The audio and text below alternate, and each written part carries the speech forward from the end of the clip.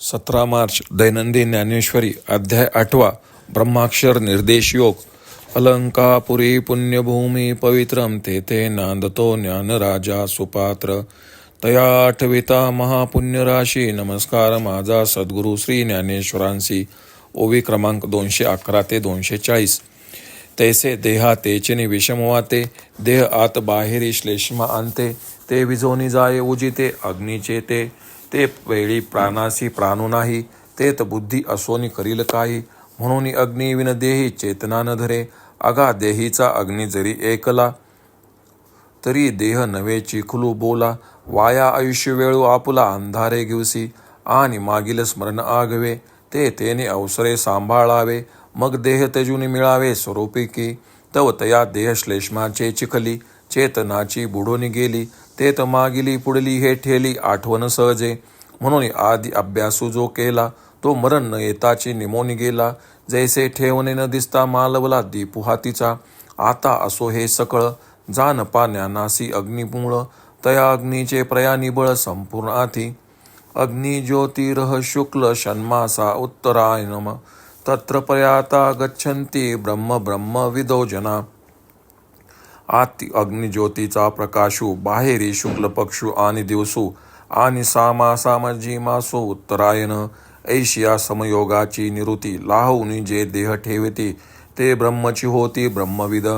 अवधारी गा धनुर्धरा, एत वरी सामर्थ्य या अवसरा. तेवीचे का उजू मार्ग सोपरा, यावयापे.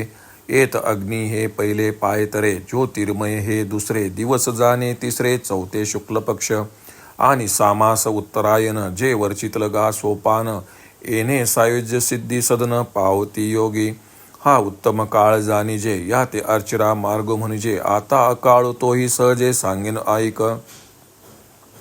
धूमो रात्रीस्तथा कृष्ण षण्मासा दक्षिणायन, तत्र चांद्रमसं ज्योतिर्योगी प्राप्य निवर्तन्ते. तरी प्रयाणाची अवसरे, वात श्लेष्मा सुबरे. तेने अंतःकरणी अंधारे कोंदले ठाके. सर्वेंद्रिया लाकूड पडे, स्मृती माझी भ्रमा माझी बुडे. मन होय वेडे कोडे प्राण, अग्नीचे अग्निपण जाय. मग तो धूमची अवघा होय, तेने चेतना घेवसली ठाय शरीरीची. जैसे चंद्रा आड आभाळ, सदट दाटे सजळ. मग गडद ना उजाळच, ऐसे झावळे होय. का मरे का न सावध, ऐसे जीवितासी पडे स्तब्ध. आयुष्य मरणाची मर्याद वेळ उठाकी. ऐसी मनबुद्धी करणी, सभोवती धुमाकुळाची कोंडणी. तेत जन्मे जोडले वाहनी युगची बुडे. हागा हातीचे ते वेळी जाये, ते वेळी आनिका लाभाची गोठिके आहे. म्हणून प्रयाणी तव होय ये तुली दशा. ऐशी देहा अंतु स्थिती, बाहेरी कृष्ण पक्षुवरी राती. आणि सामासहे ओढवती दक्षिणायन. ये पुनरावृत्तीची घराणी, आगवी एकवटती जयाची या प्रयाणी. तो स्वरूपसिद्धीची कहाणी कैसे न्यायिके. ऐसा देहाचा देह पडे, तया योगी म्हणून चंद्रवरी जाणे घडे. मग तेथुनी मागुता बुडे संसाराये. आम्ही अकाळू जो पांडवा, म्हणितला तोव्हा जाणावा. आणि हाची धूम्रमार्गू गावा पुनरावृत्तीच्या. येर तो अर्चरा मार्गू, जो वस्ता आणि असलगू. साविया स्वस्थ चांगू निवृत्तीवरी. शुक्ल कृष्णे गती हे ते जगता शाश्वत मते. एकया यातना वृत्ती मन्यया वर्तते पुन्हा. ऐशिया अनादिया दोन्ही वाटा, एक उजू एक अवांटा. म्हणून बुद्धिपूर्वक सुबटा दाविल्या तुझ. हाका जे मार्ग देखावे, साच लटके ओळखावे. हिता हित जाणावे हिताची लागी. पाहे पा नाव देखता बरवी, कोडी आड घाली काय अथावी.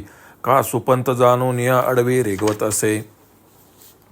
त्याप्रमाणे देहपाताच्या वेळी होणाऱ्या त्रिदोषाने अंतर्बाह्य देह कफाने व्यापला असता अग्नीचे तेज विझून जाते. अशा वेळी प्राणशक्ती राहत नाही. जिथे बुद्धी असून काय करणार, म्हणून अग्नी वाचून देहात चेतना राहत नाही.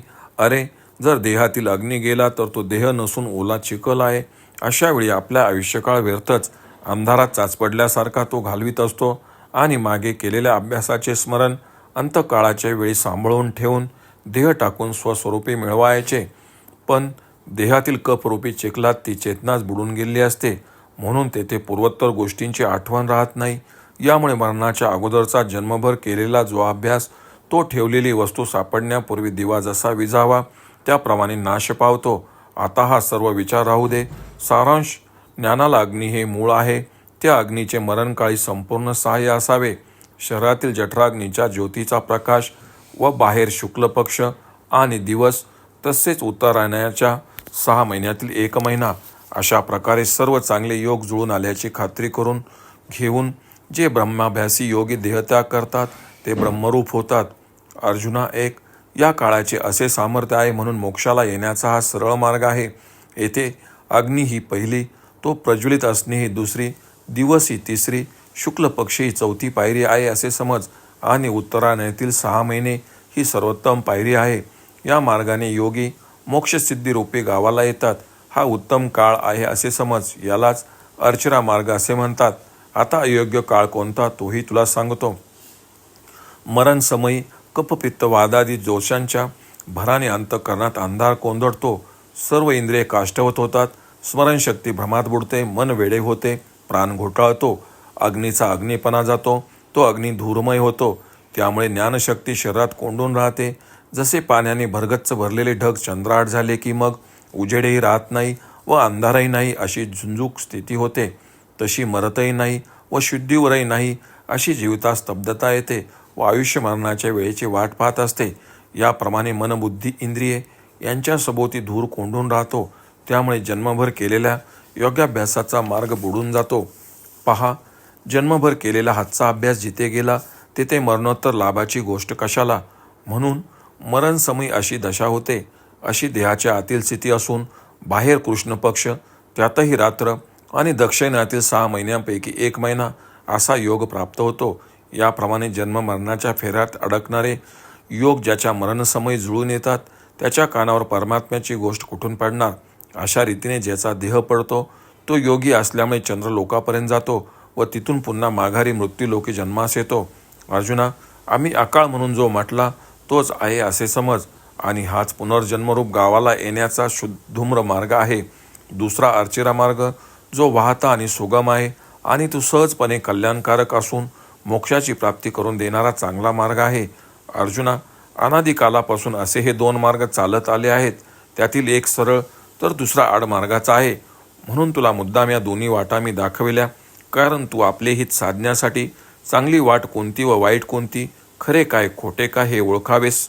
म्हणून पहा, चांगले नाव समोर दिसत असता मुद्दाम कोणी अथांग पाण्यात उडी घालील काय, अथवा राजमार्ग माहीत असता कोणी आडमार्गाला जाईल काय, असे श्री भगवान अर्जुनास सांगतात.